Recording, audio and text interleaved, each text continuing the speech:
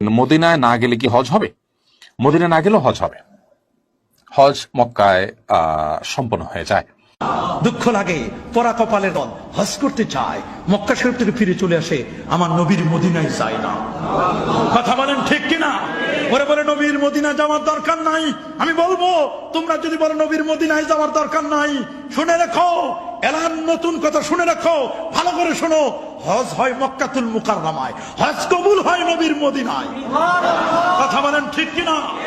হজ হয় মক্কাতুল মুকাররমায়, আর হজ কবুল হয় আমার নবীর মদিনা মনোয়ারায়। মদিনা না গেলে হজ হবে কিন্তু কবুল হবে, এটার গ্যারান্টি তুমি দিতে পারবে না। যে নবীর উসিলায় কাবা কিবলা হলো তুমি চিনো না, মক্কা গায়া ধাক্কা খায়া নাম লাগাইয়া হাজি, লোগো নে কাহে তুমকো পাজি। মক্কা গেছো, ধাক্কা খাইছো, নাম লাগাইছো হাজি আলহাস। বেটা তুমি হাজি নাও, আমার নবী রোজা মোবারক তুমি চিনো না, তুমি নাম্বার 1 পাজি। কথা বলেন ঠিক কিনা? একটু ভাষাটা খারাপ হলেও যে নবীকে চিনে না, নবীর সাথে আমার আল্লাহ কখনো দুইটা বিষয়ে কম্প্রোমাইজ করেন নাই। একটা হলো কেউ যদি আল্লাহর সাথে শিরক করে আল্লাহ তাকে ছাড় দেন না, আর একটা কেউ যদি নবীর সাথে বিয়াদবি করে আল্লাহ কখনো তাকে ছাড় দেন না। জোরে বলেন ছাড় দেন। সাবধান। আউযু বিল্লাহি মিনাশ শাইতানির রাজীম। বিসমিল্লাহির রাহমানির রাহিম। লাকাদ মান্নাল্লাহু আলাল মুমিনিনা ইয বা'আসা ফীহিম রাসূলাম মিন আনফুসিহিম ইয়াতলু আলাইহিম আয়াতিহি ওয়া ইউযাক্কিহিম ওয়া ইউআল্লিমুহুমুল কিতাবা ওয়াল হিকমাহ ওয়া ইন কানু মিন ক্বাবলু লাফি দালালিম মুবিন। সাদাকাল্লাহুল আযীম ওয়া সাদাকা রাসূলুহুন নাবিয়্যুল কারীম।